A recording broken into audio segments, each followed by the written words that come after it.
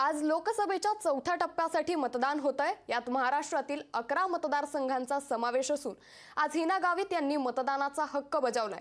यावेळी माध्यमांशी बोलताना गावित यांनी तिसऱ्यांदा पुन्हा देशात मोदीजींचा हॅट्रिक होणार आहे आणि नक्की नंदुरबारमध्ये पुन्हा लोक मला मतदान करून तिसऱ्यांदा माझंही हॅट्रिक होईल असा विश्वास त्यांनी व्यक्त केलाय।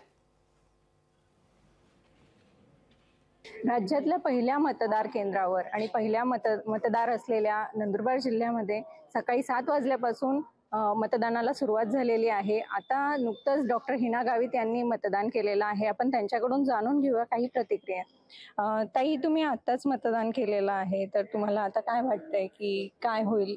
जसं 2 टर्म झाल्यात, नारी शक्तीने लीड केलेलं आहे, तर ह्या तिसऱ्या टर्मला ही नारी शक्ती लीड करेल का?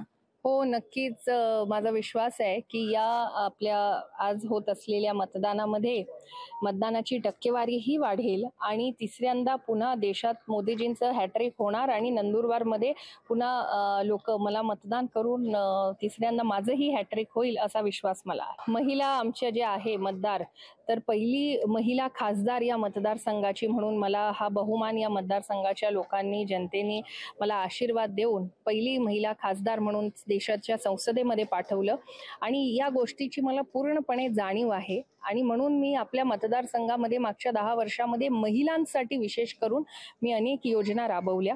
मग त्यामध्ये काही वैयक्तिक योजना असतील, काही सार्वजनिक योजना असतील, ज्याच्याने महिला भगिनींचं सक्षमीकरण झालं पाहिजे, महिला पुढे आल्या पाहिजे, मुख्य प्रवाहामध्ये आल्या पाहिजे आणि महिलांचा प्रचंड विश्वास, प्रचंड मोठा आशीर्वाद हा माझ्या मागे आहे आणि म्हणून आज आपल्याला मतदानामध्ये सुद्धा महिलांची टक्केवारी आपल्याशी संवाद साधलेला आहे। त्यांनी दाखवलेल्या विश्वासावर ही निवडणूक काय निर्णय देते हे पुढे कळणारच आहे।